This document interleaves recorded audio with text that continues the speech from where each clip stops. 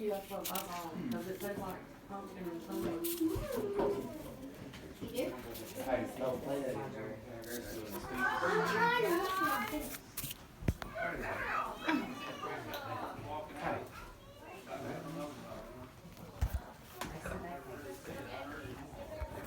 Is meatless meat the best option, or are companies like Impossible Foods just trying to make a profit?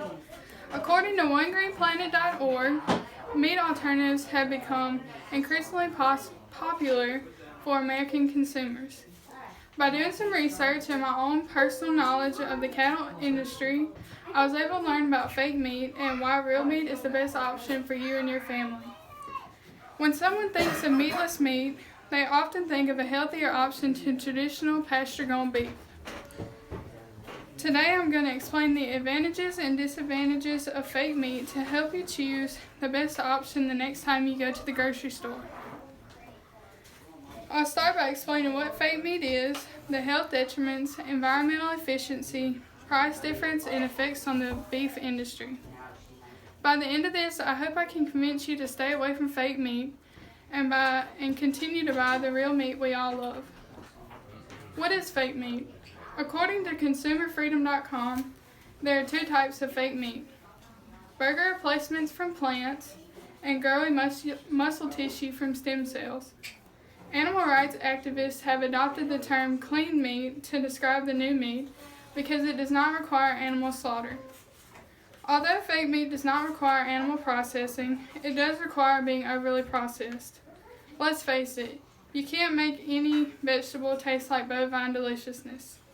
Activists will also argue that it's better for the environment, but it contains hexane, which is a byproduct of refining gasoline.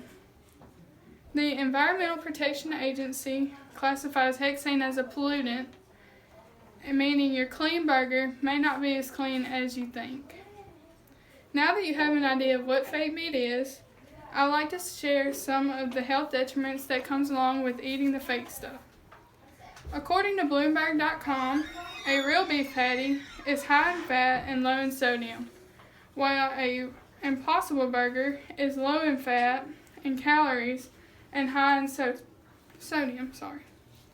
Some restaurants, such as Chipotle, are not allowed to serve fake meat because it isn't pure enough for the Food with Integrity policy. Shailene McNeil, a nutritionist for the National Cattlemen's Beef Association, points out real beef is a better nutritional option when comparing the two. The NBCA and Beef Checkoff has been advocating for real beef for quite a while now, and I'm sure you've all heard the term beef. It's what's for dinner. There's no denying real beef is the best source of protein for your diet, not to mention it's also a go-to in cooking. Hamburger meat is extremely versatile and it tastes great paired with any recipe. Although fake meat may not be the best option when it comes to your health, it does have a positive impact on the environment.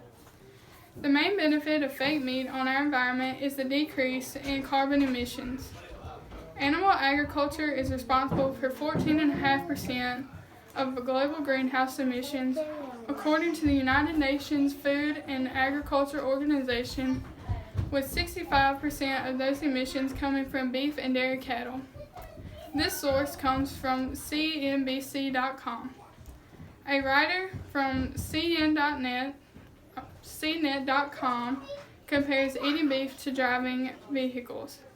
If a person cut out just one hamburger a week from their diet, that would be almost the same as taking 10 million vehicles off the road. That sounds almost unbelievable. Eating these fake products may be better for the environment, but they are not better for your health or your wallet.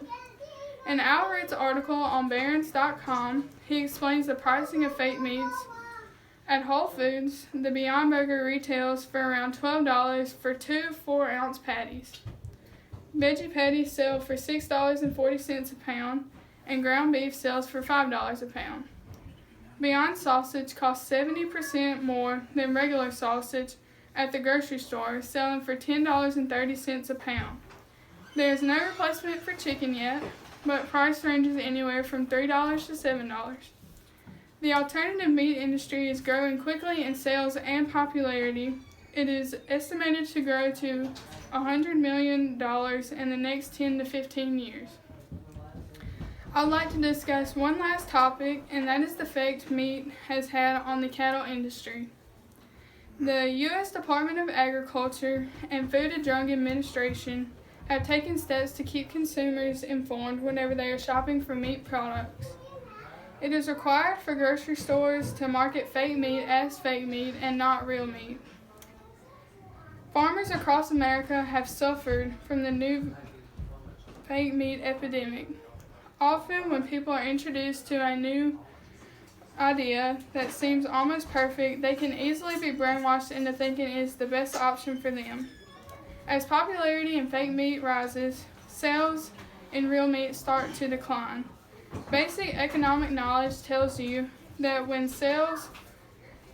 less of a product is being purchased, the sales decline. The price of cattle is extremely low, and small farmers are especially suffering from the lack of sales. As a small farmer myself, I can say the price decline has made a huge impact on my family. Without the income of calf sales, it is hard for many families like mine to pay off farm debt. Take a second to consider all the equipment and feed bills that go into having a successful operation.